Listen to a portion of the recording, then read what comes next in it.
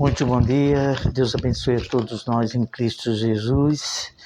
Hoje, sexta-feira, 14 de agosto de 2026. Estamos aqui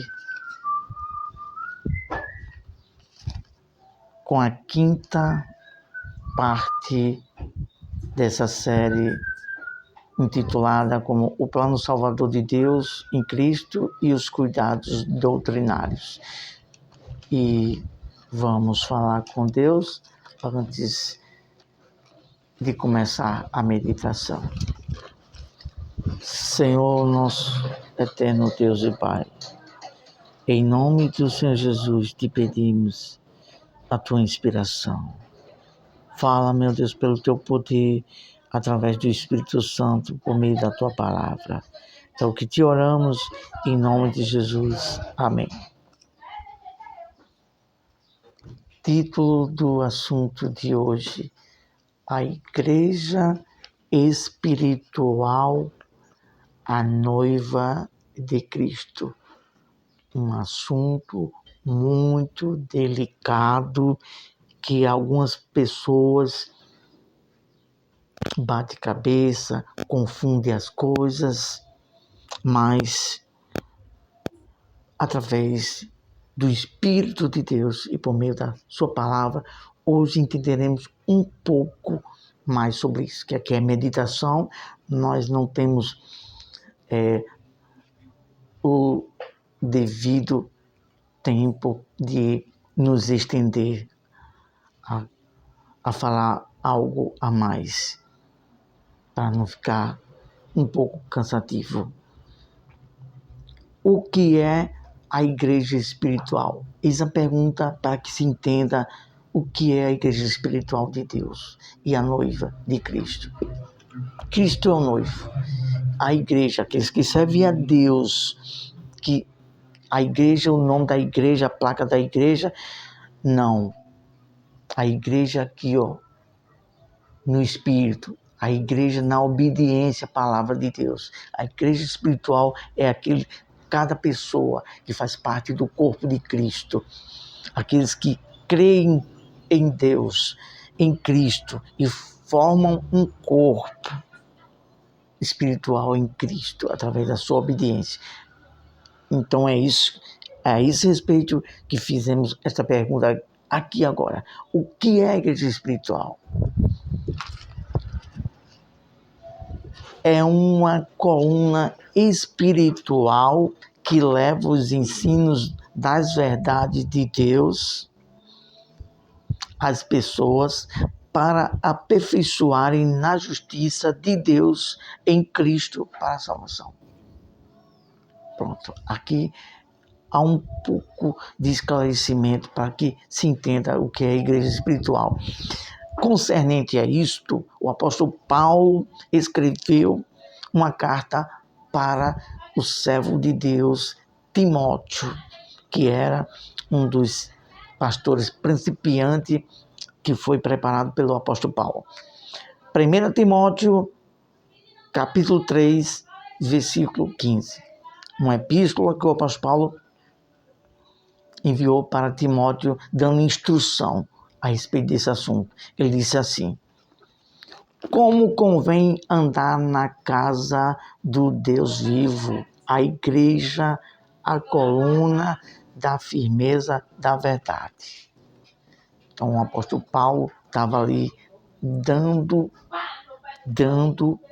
um esclarecimento a Timóteo. Timóteo, fala para o povo, para os servos de Deus aí, que como coluna, corpo de Cristo, nós temos que andar na casa de Deus, que é a coluna da verdade de Deus, com firmeza, a verdade.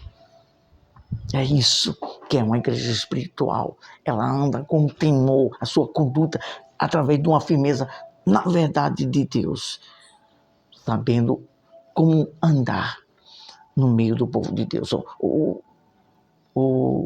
Se não me foge a memória, foi Davi ou foi Salomão que disse: Senhor, dá-me sabedoria para me saber conduzir, entrar e sair no meio do teu povo. Isso diz respeito a uma conduta, a um caráter de temor, de consideração, de ambos, de um para com o outro, naqueles que estão como corpo de Cristo. Então é isso. A igreja espiritual de Deus tem esse procedimento. Agora vamos para, ainda no primeiro tempo, na primeira pontuação, vamos dar outra referência sobre a igreja espiritual. Muita gente, meu pai, não vamos falar não, mas a igreja de Deus é espiritual. Não é a placa da igreja, o nome disso, daquilo que é a igreja verdadeira. Não vamos entrar em detalhes, falar muita coisa aqui, por sermos éticos. Mas vamos lá citar a referência bíblica da igreja espiritual. Livro de Hebreus, já próximo ao Apocalipse. Hebreus, capítulo 12, versículo 23. A Universal Assembleia. Preste atenção, não está falando de nome da placa da igreja, não. A Universal Assembleia. O que é uma assembleia? É um juntamento de pessoas. Por exemplo, vamos dar um exemplo bem claro. Vai ter uma assembleia em tal prédio público dos senadores. Ali está uma assembleia para se discutir um assunto, uma lei. Aqui está falando inerente ao que é eterno nos céus, um ajuntamento de todo o mundo, o planeta Terra, daqueles que aceitaram a Cristo e foram santificados no sacrifício de Jesus. Para que fique bem claro, estarão lá junto em um só lugar, sendo apenas ali em prol do sacrifício de Jesus, se tornando ali moradores dos céus. Então, iniciando de novo, a Universal Assembleia e Igreja dos Primogênitos que estão escritos nos céus. Quando os discípulos disseram: Jesus, em teu nome nós expulsamos demônios, fizemos maravilhas. Jesus disse: opa, espera aí, tem uma fé racional sem fanatismo. Se alegre por seu nome estarem escrito no livro dos céus. Então, continuando, a maior preocupação que nós temos que defender é a nossa santidade, a nossa conduta de obediência à palavra. E não defender a nome de igreja, a nome de padre, pastor ou bispo, defender sua obediência aqui, a palavra de Deus. Para que o nosso nome esteja escrito no livro celestial de Deus nos céus. O juízo de todos e aos espíritos, olha só, aos espíritos justos aperfeiçoados. Há muito ensinamento que distorce, que muitos agem a desculpa. O diabo é assim, ele bota a desculpa, ele bota uma meia verdade ou uma meia mentira. Ninguém é perfeito, nós somos falhos. Sim, somos falhos, somos imperfeitos enquanto estiver aqui na terra. Mas a palavra de Deus diz que a vereda do justo é com a luz da aurora. Vai brilhando, brilhando até ser dia perfeito. Então, aquele que tem temor de Deus, que quer verdadeiramente obedecer a Deus, ele procura cada dia mais seus frutos crescerem em atos de justiça. Como Jesus disse: sede justos, sede perfeito, como é vosso Pai Celestial. Então a gente tem que buscar isso em Deus, através da nossa conduta e temor, para estarmos ali no lugar dos justos aperfeiçoados em Cristo. É muito glorioso. Aqui está o entendimento de Deus. Vamos para a segunda pontuação, que eu acredito que vai ser muito breve. O que significa noiva de Cristo? O que significa? Vamos ler logo aqui, 2 Coríntios, capítulo 11, versículo 12. Porque estou zeloso, isso foi o apóstolo Paulo falando, porque estou zeloso de vós com o zelo de Deus, porque vos tenho preparado para vos apresentar como uma virgem pura a um marido, a saber, a Cristo.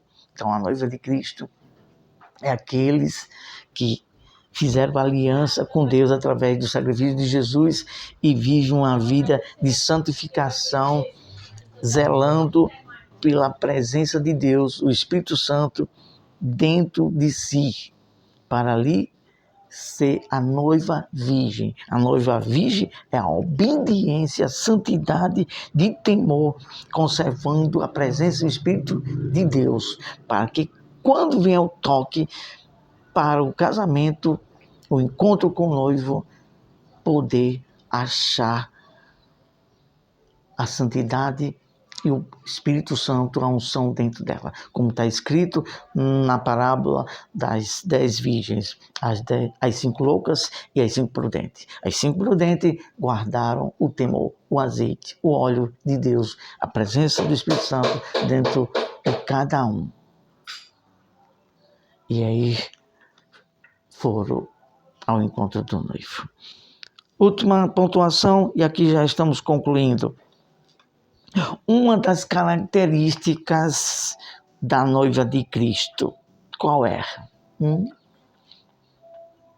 Zelo por uma vida de temor e santidade para com Deus. Essa é uma das características da noiva de Cristo. Isso está escrito em 2 Timóteo, capítulo 2, versículo 19, que diz assim: o Senhor conhece os que são seus. Muita gente pensa que está todo dia em determinada igreja, defendendo aquela igreja ou aquele pastor. Pensa, está sendo visto pelo homem, mas se por Deus, o que você está fazendo é para Deus? É só para Deus ver? Ou é para o homem? Ou é para o nome da igreja? E qualquer que profere o nome de Cristo, aparte-se da iniquidade. Vamos falar com Deus. Pai Celestial, tem misericórdia de todos nós e de todos aqueles que defendem muito o homem mais do que a ti. Defende mais o nome da igreja mais do que a ti. Procura mais ser visto pelo homem mais do que a ti. Oh Deus, tem compaixão. Em nome de Jesus nós te oramos. Concede pelo teu Espírito entendimento e esclarecimento para que essas pessoas fiquem firmes em ti, na tua palavra. É o que eu te oramos e te agradecemos em nome do Senhor Jesus. Deus abençoe a todos. Um ótimo dia. E saiba, meu amigo, minha amiga, meu irmão e minha irmã em Cristo, defenda a sua fé em Deus, na obediência a esta palavra. Viva o temor a esta palavra e procure ser visto só por Deus. Tudo que você vier fazer, como diz a palavra de Deus, seja para a glória de Deus. Deus abençoe a todos. Eu tenho uma absoluta certeza que o Espírito Santo vai fazer assim na mente de muitas pessoas. Estralar para despertar para o discernimento da verdade de Deus. Outro dia, até a próxima, se assim Deus nos permitir.